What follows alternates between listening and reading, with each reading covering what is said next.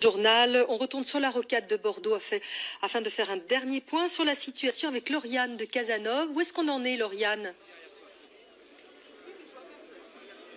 Alors ici sur la rocade de Bordeaux, quelques voitures ont pu passer sur le pont d'Aquitaine, mais c'est vraiment très peu de véhicules, cela se fait au goutte à goutte. Et puis malheureusement la situation se tend, cela ne vient pas des manifestants qui sont toujours plutôt bon enfant. Forces de l'ordre, les policiers les ont menacés de relever leur plaque d'immatriculation pour leur mettre des amendes. Et puis derrière moi, les CRS sont arrivés avec leurs matraques et leurs boucliers. Ils se sont mis en ligne et menacent maintenant de charger les gilets jaunes. Au revoir, à ce soir. On reviendra bien sûr sur ces informations.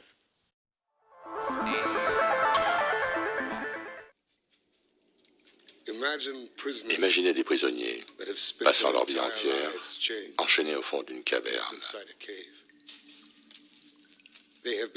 attachés de telle sorte qu'ils ne peuvent apercevoir ce qui se passe dans leur dos, ainsi forcés à fixer le mur de la caverne devant eux. Derrière eux, un feu brûle. Et entre le feu et les prisonniers se trouve un passage surélevé.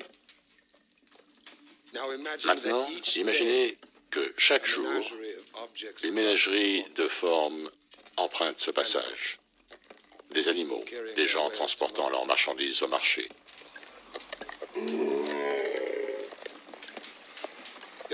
Leur forme crée un jeu d'ombres intriquées sur le mur de la caverne devant les prisonniers.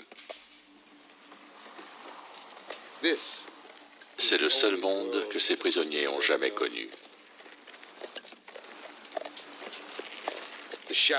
L'ombre, l'écho de formes invisibles.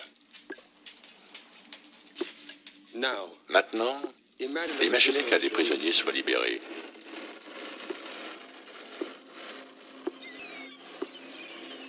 Après une période d'adaptation à la lumière aveuglante, le prisonnier libre commence à découvrir le monde extérieur pour la toute première fois. Et ce n'est rien de ce qu'il aurait pu imaginer.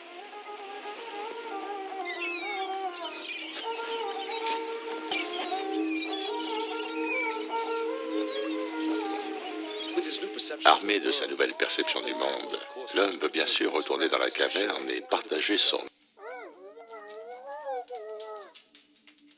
Mais les prisonniers ne peuvent reconnaître leur ami. Il leur apparaît comme tout le reste. Sa voix n'est qu'un écho distordu, et son corps une ombre grotesque. Ils ne peuvent comprendre ces fantastiques trouvailles sur le monde à l'extérieur de la caverne. Pour eux, il n'existera jamais.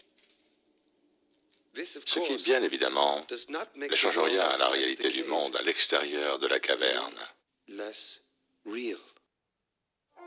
Notre caverne, c'est le globe, son mur, la lucarne à mensonges, et son monde extérieur, la terre plane.